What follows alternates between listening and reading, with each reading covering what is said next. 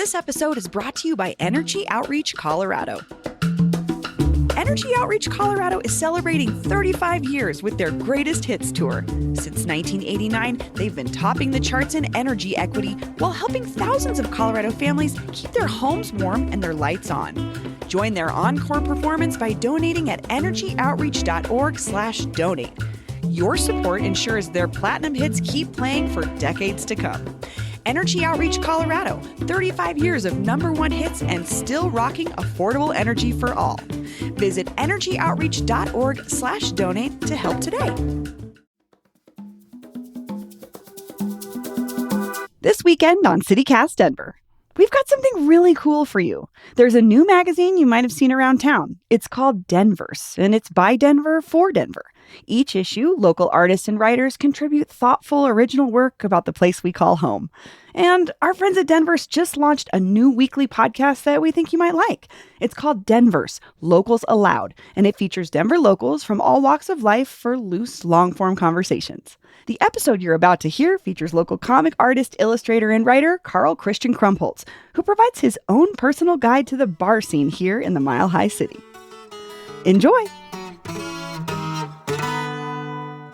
Hi, I am Karl Krumpholz. I'm a cartoonist and illustrator, and I am here to talk a bit about various bars around Denver, Colorado.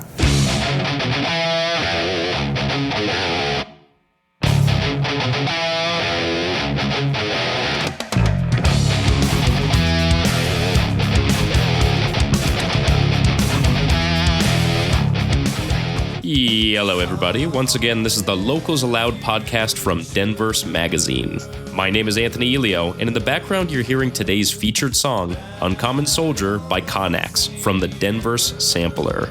In this episode of Locals Aloud, I spoke with illustrator Karl Krumpholz about the history behind some of the best bars in Denver, some of his favorite spots to illustrate, and the background of the cocktail named after him, the Karl Fuck You. Colfax bars overall definitely just have that really old school feel. If someone was just saying, hey, I want to go to Colfax, I want to go to one bar that just screams Colfax. Oh yeah, then it'd be one of two bars, maybe three. The Lions Lair would be the top of the list. That is sort of dive/venue that if you wanted the true Colfax experience, you would go there. The other bars I would mention is Nob Hill over on closer to the Capitol. It's always interesting to find bars that when you pass by, you can't see inside the bar. So you never know what's going on. There's just a wall and a door. Right. And Nob Hill's kind of like that. Lastly, I would suggest somewhere like the Satire, just because like the Lions Lair and the Satire have just this long history to it. The Lions Lair used to be, from what I understand, used to be called the Playboy Club back in the 50s. Really? Yeah, it was called the Playboy Club. And this is the stories that I've heard through the time. It was a Playboy Club. And then in the late 50s, early 60s, Playboy magazine wanted to open up their own bars called the Playboy Club. So basically, they paid the owner to change the name. Wait, seriously? Yeah. So they could open up a Playboy Club, the only Playboy Club. And you can see every now and then, old photos pop up online, like social media. Yeah. Like looking at old Denver and stuff like that. And you'd see the old front where it says Playboy Club. Right. That block used to be really interesting because you had, and again, I haven't had confirmation on this. Stories I've heard, like even back in the 20s, where it was an actual, what is now the Lions Lair, was a dance club that extended almost to the corner. So it would basically be the Lions Lair, and the tattoo shop next door was part of it. And it was a dance club, and what is now the Lions Lair was the back bar. Oh, seriously? Yeah, that's a story I've heard. I don't know how true it is. It's a good story. And then you had where Walgreens is now, you had the Aladdin Theater. Now that was destroyed back in the mid 80s. But I love the fact that it's long gone for over 40 years.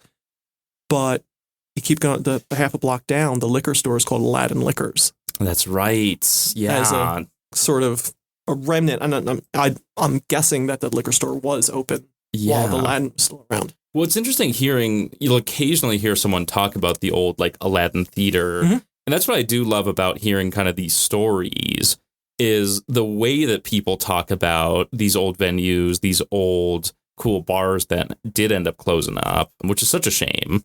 Yeah. But also like there are some times though that I wonder if they're better in people's memories. No, they definitely are. It's a time and a place. One of the bars that when I first moved here, it was a brief, powerful glow and it snuffed out within 6 months was old Tiki Boyd's, which was in the hotel bar in the Ramada. And it opened up a few months before I moved here.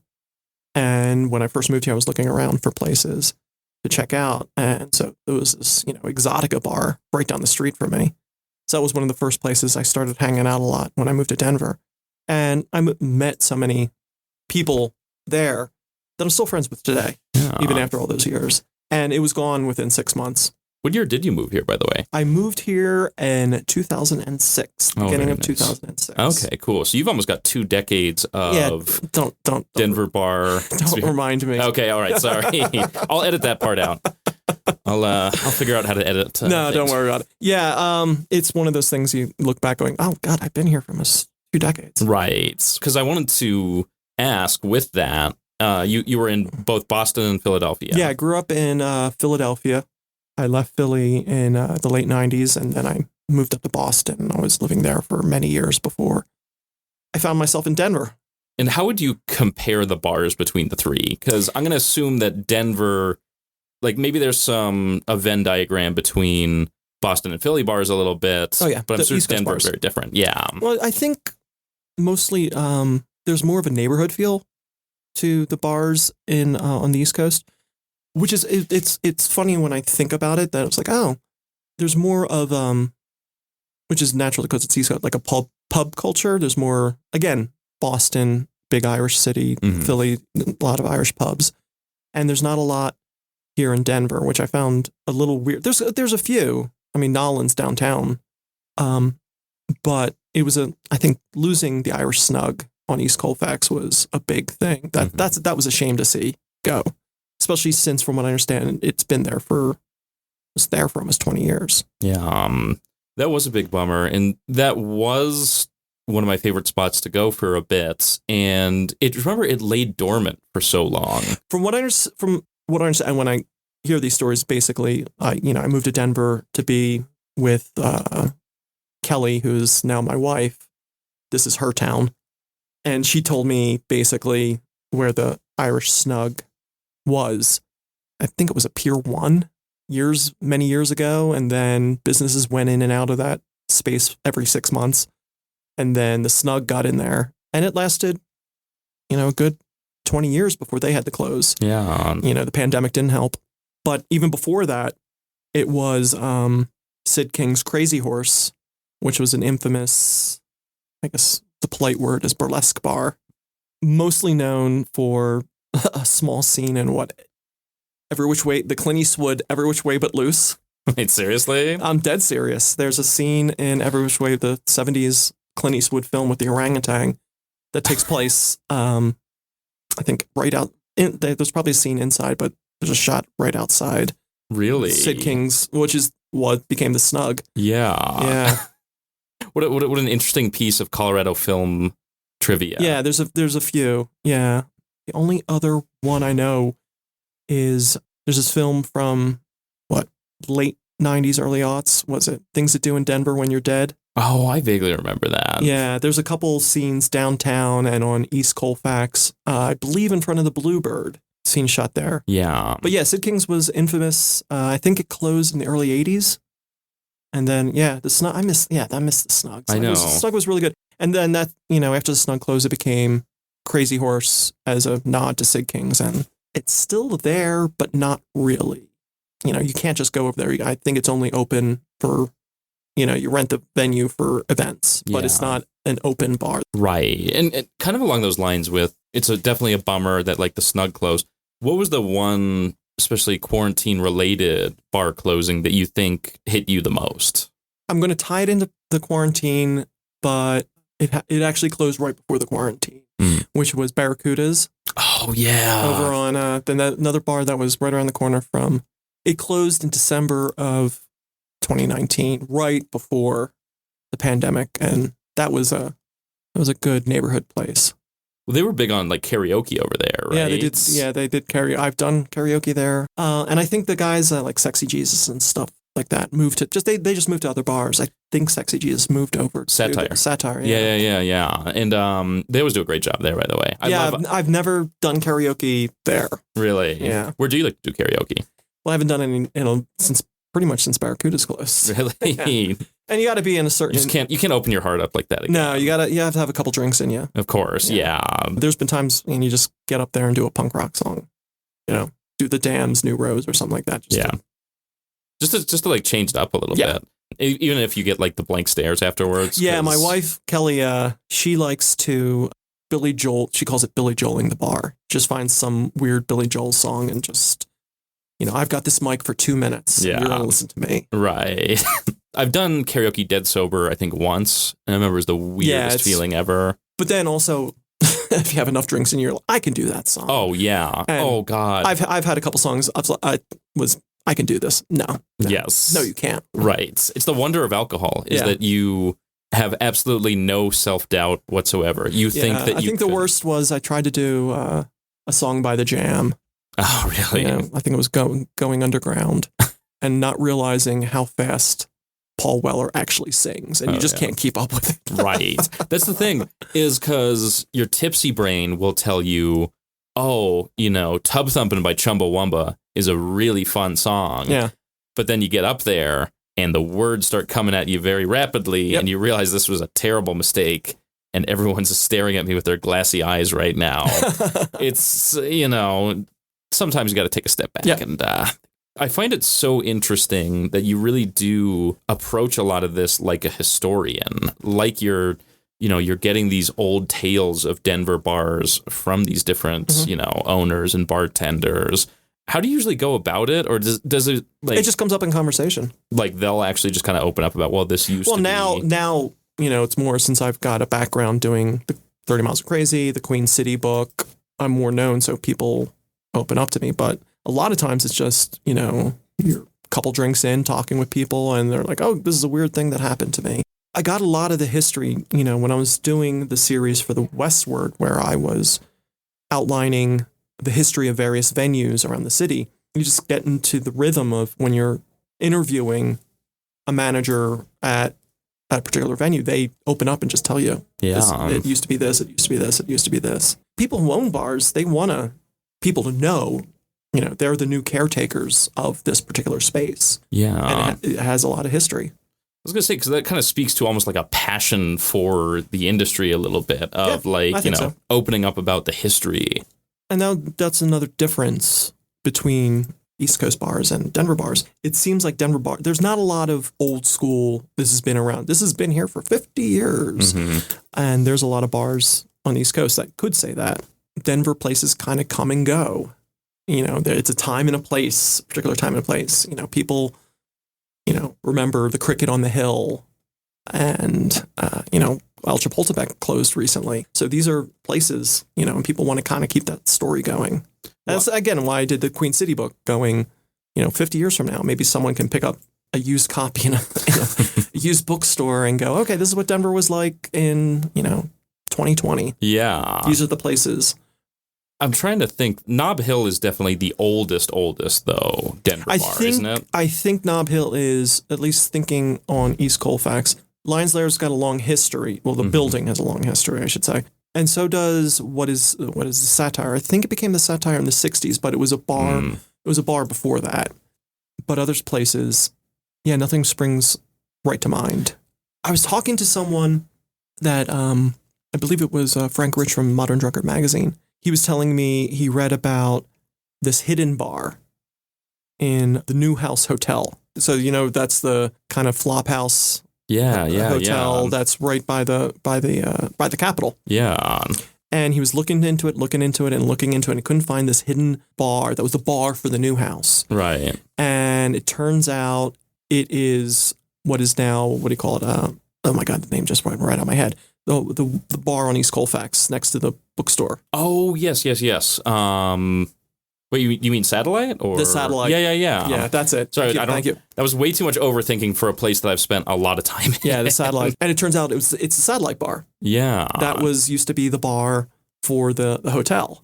Oh, interesting. I thought you meant he was looking and there was like a secret speakeasy. That's what he thought. Yeah. But looking into it, it was a Satellite bar. I thought he was going through bookshelves and like pulling on them and trying to see if like a secret door would open. Satellite's a bar there's another brilliant kind of Colfax bar. Yes. I was in there a couple of years ago with Frank Rich and the cartoonist Tony Millionaire. And Tony Millionaire does a lot of Drinky Crow and Mackies and inebriated comic characters. Yeah. Put it that way. And we were in there, and this man, like Colton, a character of Colfax came in, and the bartender whipped around the bar, grabbed him by his collar and by his belt, and did the bum toss right out the door. Oh, and it's one of those things you see in comics and cartoons, but you never really see in real life. We're talking the straight up, the collar, the back of the pants, and just right out the door. Gosh. So all of this really cool Denver bar history. What's like one fun fact? What's one intriguing thing? I know. The first thing that popped in my brain, and I would kind of like to do a comic about this because I've been hearing about this since I moved to Denver. The one story I heard, I cannot confirm this, is many, many, many years ago, going back to the Irish Snug on Marion and Colfax, I heard a story where the building 100 years ago that is where the Snug is now was a brothel. I don't know if it's true. Do not know. The only thing I have to confirm or deny it is if you went to the basement of because the Snug used to have that downstairs bar, and if you went to the bottom of the stairs, there was this beautiful tiled floor. And a bunch of people was like, oh yeah, no, that was like the tiles from when it was a brothel. Yeah. Again, cannot confirm nor deny. That's brothel tile right there. Yeah, brothel tile. So the story I heard was, again, you hear stories all through Denver about tunnels underneath the city. Again, cannot confirm nor deny. I've never been down there. But there used to be, probably still there, a tunnel from the Snug up to Old Gabor's, which is now the Wild Corgi Pub. There's supposedly a tunnel that connects the two underground.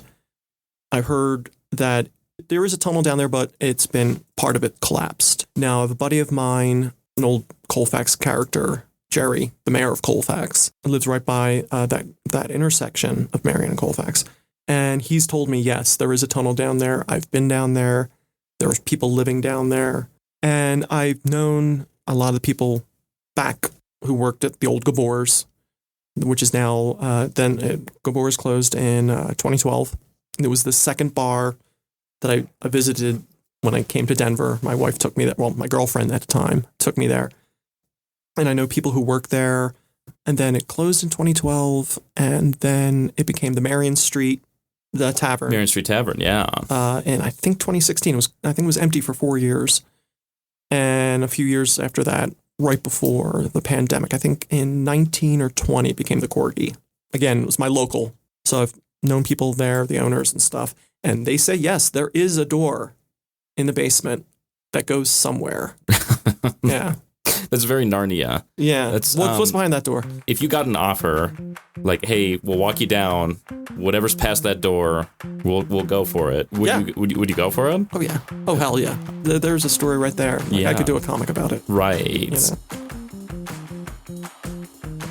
The 6th annual Denver Fringe Festival lights up Denver June 4th through the 8th, with a huge variety of original shows by local and national talent taking over venues across our city. Get in on this community art revolution. Follow at DEN Fringe on Instagram and watch for details and ticketing at denverfringe.org. Drop to Pop Records and Curio is 88 square feet of gems. Find anything from the most brutal grindcore to today's pop mega hits. Look for new cassette releases as well as live matinee shows happening this spring. Attached to Little Black Church Tattoo, located at 22nd, Broadway, and Curtis. Do you find like you end up doing a lot of things that you wouldn't otherwise do because it's like, this is going to be a good story and this is going to be a good comic someday? There's plenty of times. There was a time, again, going back to a bar, I did a comic about it where someone threw a rock through the window. Well, it was the door, but it was a glass door, and it shattered, and basically a bunch of people, including myself, ran out to chase the guy down. Because, again, I wanted the story. I was like, okay, what happens next? Right. And I did a comic about that. Wait, which bar was that? I remember that comic. It was St. Paul. St. Paul, okay. And speaking of which, what are some of your favorite bars to illustrate around Denver? Well, there's a difference. Like the front-wise, like the front of the bar, Satire, definitely. Yeah. Satire's got that beautiful, googie, neon sign. I had to draw that so many. I could probably draw it in my sleep now. Inside of the bar, because of the comic series I'm doing now in the city, I've redrawn the inside of the crypt several times as different bars. Not just the crypt, but in different angles. I've redrawn that. I feel like the crypt would be one of the more difficult ones because there's so much going on as soon as you walk into it. You don't draw all that. Okay, all right. I'm thinking like the back bar and the curvature of the actual bar top. Okay, so you're not doing every little... I'm not drawing every like decapitated head. No. That's, No. you know... That would drive me insane. I didn't think about that, like how visually striking that bar is, though, when you walk in. You take out all the flash, let's call it that, like, you know, all the horror posters and stuff like that, and just look at the bar itself, the curvature, because it's got this weird S-curve of a bar, and then the starkness of the back bar, and fill it with bottles and stuff like that. Yeah, it's a nice looking bar. Yeah, and there's a few bars. I mean, the Corgi's got a beautiful back bar. The guy who opened Marion Street Tavern, because the Gabors definitely didn't look like that. Yeah. I believe he was the one who brought in that back bar and bar when he was redesigning the place for Marion Street. If I remember correct, I think he got it in Chicago. There used to be a furniture, vintage, old furniture shop on South Broadway, that sort of antique row. Fahrenheit Books is there now in that section. I think it's right up from Louisiana. It's like 2 or 3 blocks. But there used to be this big shop that you'd walk in and they'd have all these back bars, like old saloon back bars. Oh, cool. Yeah. That's awesome. They were beautiful. You could never afford them, but they were beautiful. Yeah. Oh, I remember talking about a completely different bar, Fort Greene up in Globeville. I interviewed the owner of that, again, for a piece in the Westward. And that's one of the oldest back bars. And it actually has bullet holes in the back bar from, again, 120, when people just popped off guns. Yeah. No, that doesn't happen anymore. People don't. No, not anymore. People don't really shoot guns that much anymore. Not anymore. So we're talking, these are like century-old...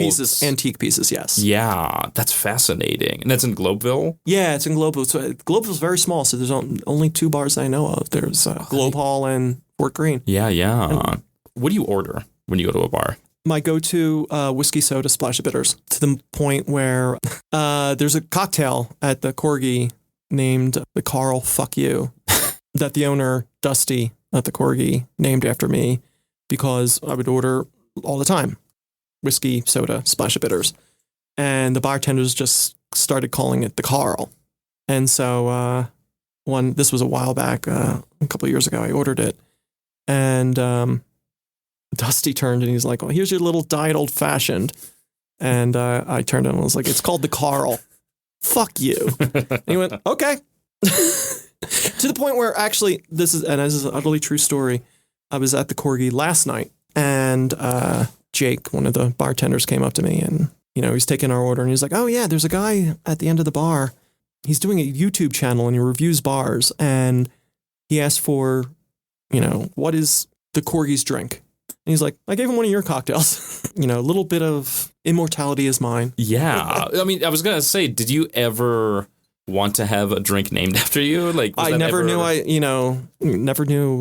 wanted it. Yeah. It's kind of nice. Right. Yeah. It used to actually be on the menu and people would be like, can I have the Karl Fuck You? The Karl Fuck You, yeah. It's not on the menu anymore unless you're in the know. All right. If you could only be known for your artwork or being the naming behind the Karl fuck you. Which one would you rather have be your legacy, your lasting legacy? Part of me wants to say the cocktail, but, that would severely disappoint my mother.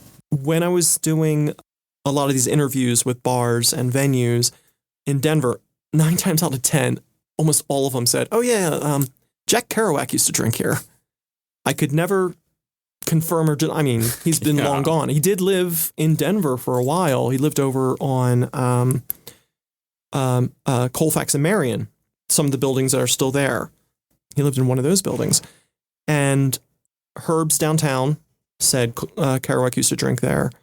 They also told me they used to have a photo of Kerouac in one of the booths. And I was like, oh, what happened to the photo? And they're like, oh, it got stolen by someone who used to work here. Right. And I was like, okay. But the Lighthouse Tavern says it's around the corner from where he lives. I was like, yeah, maybe. I think just everywhere should start saying that now. Like, the Crypt should just run with it. Just like, I don't know, Jack Kerouac used to drink here. Probably drank here. If I managed like a 7-Eleven around there, just like Jack Kerouac, he'd come in for a big bite, a big gulp. He'd always enjoy himself. The only place we know that one of the Beats frequented is my brother's bar. There was, and I don't remember the name. My brother's bar has the distinction of being, they're not the oldest bar. Buckhorn Exchange claims to be the oldest bar. I think they've got liquor license 001. Buckhorn Exchange started in a tent on the confluence of the Platte and Cherry Creek. It started in a tent from 1850, 1860, and moved to where they are now in the 1890s. So they're considered oldest bar, oldest liquor license. But my brother's bar, which has only been my brother's bar since I think the early 70s, but it's been a bar in that location since I think the 1870s, 1880s. So it's the oldest bar in a single location. Nice, yeah. But yeah, there's a letter, and they have it framed, a reproduction framed in my brother's bar from Neil Cassidy, because he was in jail at the time, and he's like, can you go to the bar and pay my tab? Oh, that's great. And it was where my brother's bar is now. I forget the old name of it. Yeah. Because it's gone through several name changes. I know the only other one, I know Nob Hill, speaking of Nob Hill from earlier, they would say that Kerouac would come in. I think they would say Bob Dylan would come in too. It's possible. The only bar I know Bob Dylan definitely frequented was the Satire. And again, I don't remember if it was the Satire at the time, because the Satire became the Satire in the, from what I understand, early 60s. But there's a story I've heard so many times. I actually put it in my comic. I've heard it so many times, was that Bob Dylan, before he was Bob Dylan, when he was still performing as Robert Zimmerman, performed an open mic at, quote unquote, the Satire, and no one liked him. He got booed out of the bar, yeah. Wait, seriously? Yeah, that's the story I heard. He got booed out of the bar. Wait, what year do you think this was? Oh, it was probably late 50s, early 60s. I was going to say this would be a lot funnier if it was like the early 70s. No, this was, as I said, it was before Bob Dylan was Bob Dylan. Yeah. When he was still Robert Zimmerman. Right. The one thing I wanted to know with, all these amazing bar stories that you have, how do you kind of determine, okay, this is probably real? Do you ever have a tell where you think, I don't know if this story is real? I've heard so many stories. Yeah. I think it boils down to trusting the person that's telling it to you. Are you pulling my leg? That sort of thing. There's been stories I heard, the old owner of Marion Street Tavern. He told me so many stories about the background of the bar, the building, going back to the conversation about the tunnels. When I mentioned that one tunnel, he's like, oh no, there's tunnels that go, over here and down to Emerson Street and stuff like that. And stuff that's happening to the bar. And the way he was telling it, it almost, I don't know, it almost seemed like bragging. So I was like, it's a good story. It's a good story. Definitely a good story, but I don't believe you. Right. Yeah. I don't know. I assume sometimes you can see them and just think, this seems more like a myth or a legend rather than... Well, all stories have a grain of legend in it. Yeah. Or a grain of truth that you make into legend, I mean, that's kind of the fun of it. Yeah. Yeah. It's... that's again, I hear all these stories. I try to document them, put them down, at least as a marker. This is what the city was like. This is what Denver city life was like in early 21st century.